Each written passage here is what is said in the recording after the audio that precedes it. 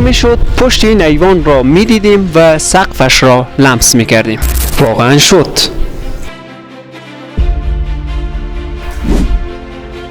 ما توانستیم.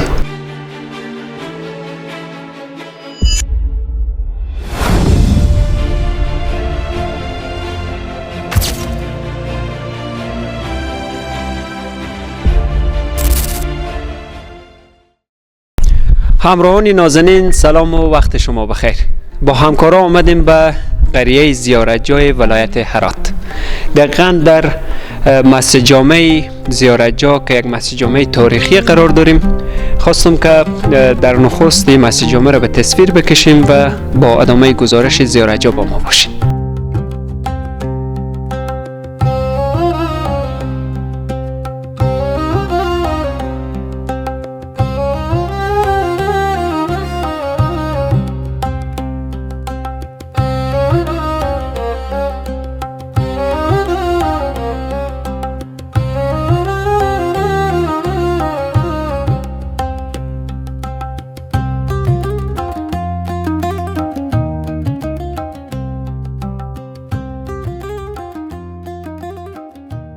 همراهان عزیز، دقیقاً در کنار یک جوانی قرار دارم که از خود همین زیارت جایه و میخوام توسط از این جوان در ارتباط به مسجد جامع که معلومات داشته باشیم که این مسجد جامع چقدر قدامت داره و چه خاطراتی دارن با این مسجد جامع. سلام، وقت شما بخیر. وقت شما هم بخیر. خیر مقدم عرض میکنم تشریف آوری شما را به قریه زیبای زیارتجا.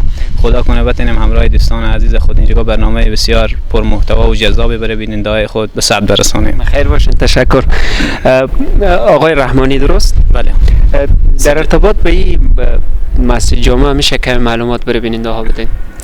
مسجد جامع زیارتجا که فعلا همراه شما به داخل از او قرار داریم، دومین مسجد جامع بزرگ شهر هرات است، ولایت هرات، و اگر اشتباه نکنم طبق شنیده های بنده دومین مسجد جامع خشتی افغانستان هم به شمار میره که از خشت جور شده. همونطور که میبینیم این به تقریبا قدامت از این برمیگرده به 650 تا 700 سال پیش توسط سلطان حسین بایقرا پادشاه همون دوران که پادشاه غوریا بوده. این مسجد جامع احداث شده و ساخته شده و بر اثر گذشت زمان به اثر حوادث طبیعی و حوادث غیر طبیعی که علل و جنگ ها میتونه باشه، این چندین بار تخریب شده، نه به صورت کامل و به صورت ناقص، بعداً بازسازی شده و امروزه که میبینیم خوشبختانه در بهترین حالت خود قرار داره.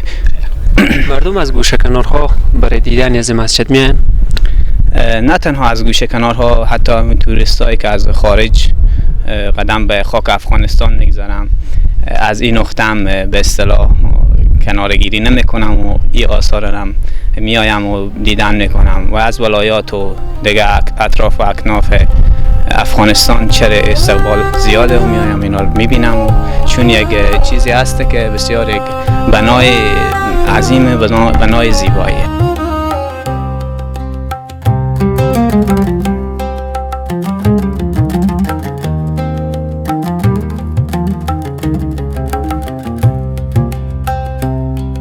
جالب بزنه وقتی آمدم داخل زیارتجا بزرگ از این منطقه شما رو به معرفی کرد، از او خاطر آمدم سمت شما و گفتن که شما یک خلاقیت های هنری دارین، آثار باستانی را به تصویر میکشین توسط گچ.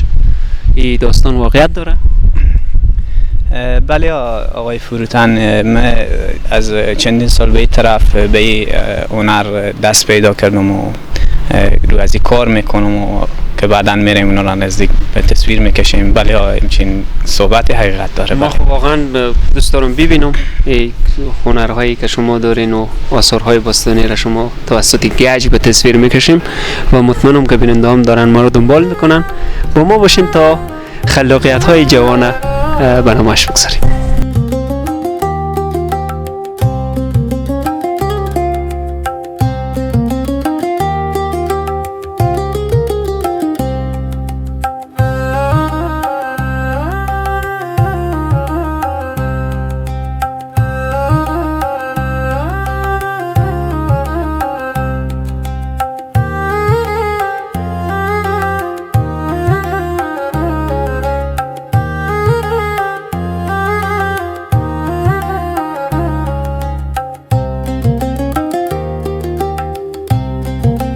همراهان عزیز، دقیقاً در موقعیت قرار دارم که شاهکارها و هنرهای از این برادر در اینجا نگهداری میشه و واقعا بخشی از این کارکردهای از این برادر دیدم، شگفت زده شدم و خیلی خلاقیت دارن. خیلی خوب میشه با هم تمام فعالیت ها و خلاقیت هایی که اینا کردن به تصویر بکشیم.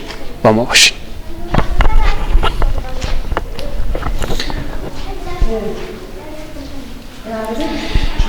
خب استاد، میشه در ارتباط به زی آیدیای از کجا آمد؟ ای چی هست؟ خب همونطور که قبلا راجع به مسجد جامع بزرگ زیارتجا برای شما معلومات دادم، من چند سال پیش یک ابتکار میتونیم بگیم که دست به یک ابتکار زدم و همین مسجد جامع زیارتجا به شکل سه‌بعدی یا ماکت جور کردم که فعلا به تصویر میبینیم که ابعاد از 1.5 در 1.5 که از جنس که به کار رفته به مدل و ماکت ما جنسی و از گچه. از گچ ساختین؟ بله، از گچ درست کردم و فعلا مشاهده میکنیم. این بخی به شکل خشت اینا جور شده، رنگ‌آمیزی هم شده درست؟ بله رنگ‌آمیزی شده، تای و کسته گچه، بعد رو گچ رنگ شده، بعد هم رو رنگ مو طرح و تزیین خشتایی که مسجد بیانگر خشتای اون مسجد جامع هسته نقاشی شده. چقدر زمان برده تا تکمیل شود؟ از جایی که کار اول می بود و قبلا همچین کار دست نزده بودم و به گچکری به اصطلاح دست ندارم و وارد نیم، مدت زمان مدید و طولانی طول کشید تا بتونم به این شکل جور کنم. تقریبا حالوش 1.5 سال طول کشید تا 1.5 سال زمان به این حالت جور کنم. این از قطعات مختلفی تشکیل شده درست؟ بله، این به خاطر سهولت در حمل و نقل میر به قطعات متعدد جور کردم و در حدود 15 قطعه مختلفه که اینا به راحتی میتونیم اگر از این مکان به مکان دیگه بخوایم انتقال دیم، میتونیم به راحتی این انتقال دیم بدون از اینکه صدمه به وارد شه یا در حمل و نقل ما با کدام مشکل مواجه شیم. این معمولا فعلا خود در داخل از مسجد جامع زیارتجا نگهداری میشه درست و مردم برای بازدیدی از میان. کجا جور کردین این را دقیقاً؟ این میتونم بگم که ایت کارگاه مشخصی نبوده که من برم اونجا به کارگاه جور کنم. پس بم سرام رمیته بم اوقات فراغتی که داشتم رو از این کار کردم به صورت متواتر تا تونستم بالاخره تکمیل کنم. پس میتونم بگم اون کارگاهی که نیاز داشته اونجا درست شه اون خانه و سرای ما بوده. واقعا توجه آدم به سمت خوب صحیح جلب میکنه و متوجه میشیم که هیچ چیزی از غیر قلم نمانده. کلی چیز شما مد نظر گرفتین، از اون رده های خشت گرفته، از ایوان های گرفته، گنبد های گرفته و دروازه زی به چی زیبایی و مقبولی که اصلا هیچ تغییری نمیاد و احساس میکنی که بالاخره امو شکل سه‌بعدی از این مسجد جامع به کنار آدم هست و این میتونه واقعا به موزیوم افغانستان گذاشته شده و بازدید بسیار زیادی بخوره. واقعا قابل تحسین، قابل تمجید. با استثنای از این که شما را جور کردین، دیگه آثارهای باستانی افغانستان جور کردین؟ به پلو از این ما ارگ قلعه اختیار الدین که مشهور است او را جور کردیم، البته به صورت کامل نه، تا حدود کار پیش رفته نیمه کاره و چون این هزینه مالی و زمانی زیاد میبره به می خاطر نتانستم که به دیگه آثار بپردازم و دیگه را به این شکل درست کنم و به شکل های مثل تصاویر سه‌بعدی، شکل قاب عکس چره بتونستم چند تای جور کنم که بعدا به تصویر میکشیم. شما همراهان عزیز، در کنار او هنرنمایی که به تصویر کشیدیم، برادر ما جاهای باستانی را واقعا توسط گچ به شکل تابلو جور کردن که طبق که شما تصویر میبینین همه ما شما کسی که از افغانستان باشه به این آشنایی داره و این پل مالان هرات باستانه که استاد توضیح میدن که این را در چند وقت جور کردن و چقدر زمان برده و توسط چی چیز جور کردن. آیا از گچه یا نی؟ این آثار مکه هسته یک آثار میتونم بگیم ترکیبیه، از تخته، ترکیبی از تخته و گچ جور شده. یعنی از در ساخت ازی مثل مسجد جامع یک لخت و 100% از گچ درست نشده، این ترکیب کردن با تخته و همراه گچ. این درباره زمان از که پرسیدیم آقای فروتنی تقریبا 2 الی 3 ماه طول کشید تا به این شکل جور کنم، به شکل بله که به دیوار نصب میشه و فضای زیاد احاطه نمیکنه، فقط نصب دیوار میشه و به مالت میمونه. این دقیقا همون قسمت هایی که پل مالان بله ریگ ریخته میباشه. این همون بیانگر همون ریگ ها و همون سنگ هایی که در کف همون رودخانه پل مالان هسته بیانگر همونایه. بله و اینا هم همون موج‌شکن هایی که از تخریب پل جلوگیری میکنه که اگر دوستان رفته باشه. اونا سنگه بله سنگ. چقدر سنگ کار مقبولی پیدا کرده. بله. یعنی واقعا چقدر زحمت میکشین. هم ایدیا باید ایجاد شود و هم ای که ابتکار کنین. دقیقاً این سنگ را من مطمئنم شما بسیار زیاد دنبال گشتین تا ایر پیدا کنید. بله 100% بله. بعضی سنگ‌های اگر داخل از این خودم به اصطلاح از بازدید و تفریح و میله که به دشت کوه رفته بودم، اگر متوجه باشیم بعضی بین از این سنگ‌های نوع فلزات خاصی چون سنگ معدنیه اونا رو هم به نظر زیبا آمدم رو از این کار کردم که همون جلوه بسیار بهتره برای نمی تابلو و اثر بده. چند وقت میشه جور شده به اینجا گذشته؟ این در حدود 1 سال میشه که جور کردم و اینجا گذشته و دوستان میایم بازدید میکنم و نظر لطف خور ارائه میکنم.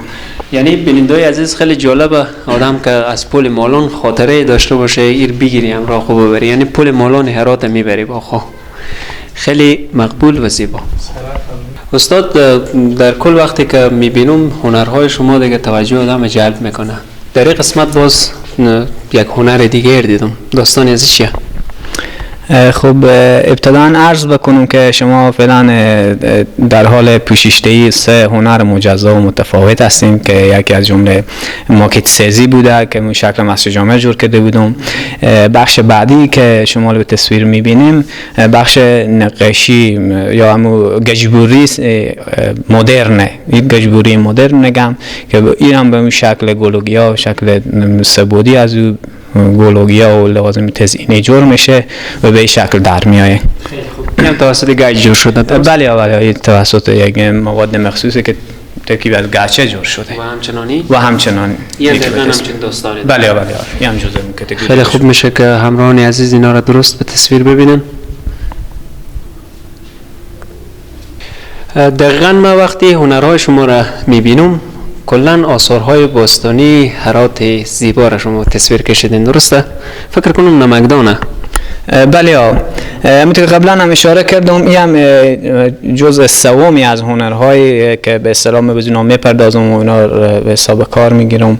این بخش به اصطلاح میگم تبلو جور کردن تبلو سبودی از یک اثر که فکر نکنم به سطح هرات کسی همچین کاری بکنه. از جمله یکی موکت سازیه، یکی همی جور کردن آثار به شکل سبودی و شکل یک قاب عکس، این منحصر به خود بنده است و تا حالا فعلا به این حانس نشون کسی من ندیدم که همچین کاری به هرات بکنه. شما تبریک میگم. سلامت باشین جد باشین. زیارت خواجه صاحب. بله این بخش بالایی که هست نمایی از محراب و مناره های خواجه صاحب انصاره و این پایینی هم که هست نمکدان هراته. بله و این گلکان که هست دقیقا داستان گجبوری مدرن. ولی این جزء گجبوری مدرن است. بیشتر شما در لابلای صحبت ها خود گفتین قراره که ارگی هراته قلعه اختیارالدینه و هم جور کنین، درسته؟ بله. کار یزور به کجا رساندین؟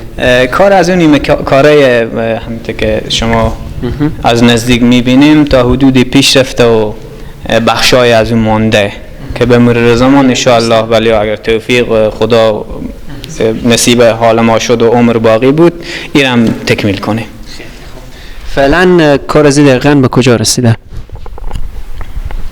فعلا میتونم بگیم تقریبا 60-70% کار از پیش رفته که همین بخش اول قلعه اختیارالدینه که شامل موزیم و بعضی مکانهای دیگر تکمیل شده و یک بخش دیگه که به او سمت که شما میبینیم بخش شانشین میگم که داخل ارگ وجود داره، هنوز او درست نشده، او هم درست شه، بعد اینا رنگ ملی شه، صافگری شه، درست شه، پس این به مرحله تکمیل میگیره. البته نگفتن اما که نیاز به نقاشی و متعرخش تو که نشان دهنده تصویر واقعی ارگ هراته، اونا هم باید رو از این کار شه که به شکل واقعی خود در بیاید. آیا مایل هستین آثارهای باستانی کل افغانستان این گونه به تصویر بکشین؟ خب بله، طبعا یک هنرمند وقتی قدم در عرصه هنر میگذاره دوست داره که تا اعماق و عمق اون هنر پیش بره، به شرطی که محدودیت ها از جلو از برداشته بشه.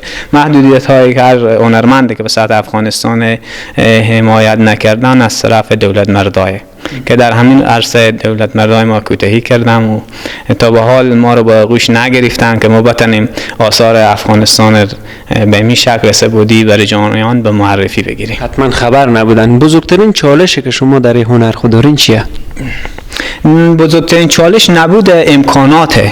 ما با امکانات دست داشته خود خیلی امکانات بسیار پیش پا افتاده و ساده که داشتیم تونستیم اینا جور کنیم، در حالی که در کشورهای دیگه از امکانات بسیار بالای و زیادی برخوردارم که وسایل الکتریکی و برقی زیادی برای جور کردن یا آثار استفاده میشه، در حالی که ما بزرگترین و پیچیده ترین وسیله که ما در اختیار داشتیم برای ساخت از اینا همون به اصطلاح کاردک ما بوده که ما اینا رو برش میزدیم یا یک اره آهنبری بوده که اینا رو ما جور کردیم. دیگه هیچ امکاناتی نداشتیم، نه برقی بوده نه دیگه. لذت ترین صحنه ای که در این هنر شما اتفاق میفته، مثلا مسجد جامع زیارتجو را که شما جور کردین، در شروع بیشتر لذت میبردین، در وسط کار بیشتر لذت میبردین، یا ای که به یک نتیجه رسیدین و بالاخره رو نمایش گذاشتین؟ دو نوع لذت داره ای کار. یک نوع لذت مخصوص به مو زمانی که روی مو پروژه کار میکنه آدم، یک نوع آرامش به خیال با آدم میده، کلا مو فکرها و چرتایی که در ذهن آدم از بین میبره، و یک نوع خوشحالی و شادی که زمانی که کار تکمیل میشه و نظر دوستدار راجع به آثار خودم میشنوه، خیلی برای آدم لذت بخش و خوشاینده. من بیشتر کنار از اون مسجد جامع که بودم روی چوکی یک کتاب را دیدم که روی کتاب اسم شما نوشته بود. من گفتم در اواخر گزارش من در ارتباط به کتابم من گفتم اشتباه نکرده باشم، ولی یک دفعه دیگه متوجه شدم که روی از کتاب نوشته صدیق الله زیارتجویی، چون من شما رو پیشتر رحمانی صاحب خطاب کردم. بله. و تخلصی که شما رو یاد میکنن زیارتجویی، درسته؟ داستانی از این کتاب چیه؟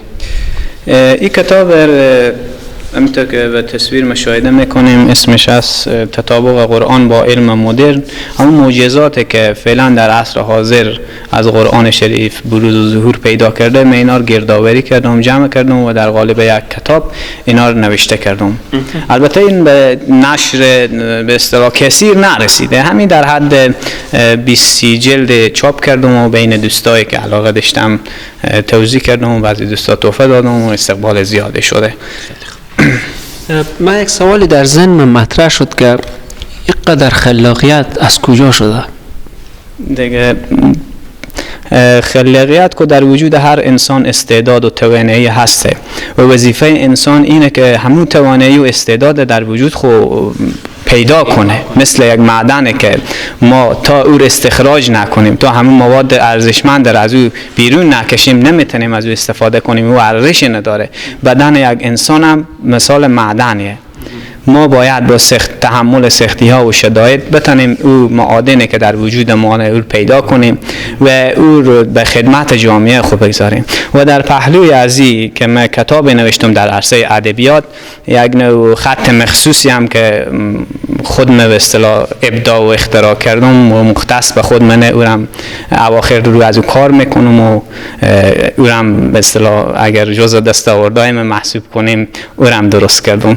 و همچنین همچنین در عرصه ورزش هم افتخارات در سطح هرات داشتم که در حدود 5 سال ما مقام اول در رشته کانفوتوا به خود اختصاص داده بودم که بعد به دلایل متاسفانه نشد که ادامه بدم و بالاخره مشکلات زندگی مانع شد که پیشرفت کنیم در عرصه. ممنون شما، تشکر. همراهان عزیز، در گوشه کنار افغانستان چنین جوانهایی است که وقتی آدم سراغ از اینا میایی متوجه میشه که چی انسانهای با استعدادی در اینجا هست، ولی متاسفانه بنا به بعضی مشکلات دیده نمیشن. شما ببینید این گزارشی که ما تهیه کردیم، هنرهای از برادر به تصویر کشیدیم، واقعا آدم شگفت زده میسازه. چقدر خوب میشه که زمینه مساعد شود تا این برادر ما بتونه بالاخره این آثارهای باستانی افغانستان به گونه وسیع‌تر، بزرگتر و تمام آثارهای باستانی افغانستان به این شکل جور بکنه و به جهان به نامش بگذاره. ما فکر کنم یکی از گزارش‌های بسیار دلنشینی که به ما یک روحیه داد و انگیزه داد که چنین جوان‌های در گوشه کنارهای افغانستان وجود داره، فکر کنم بهترین گزارش ما بود. تا گزارش بعدی، برنامه بعدی،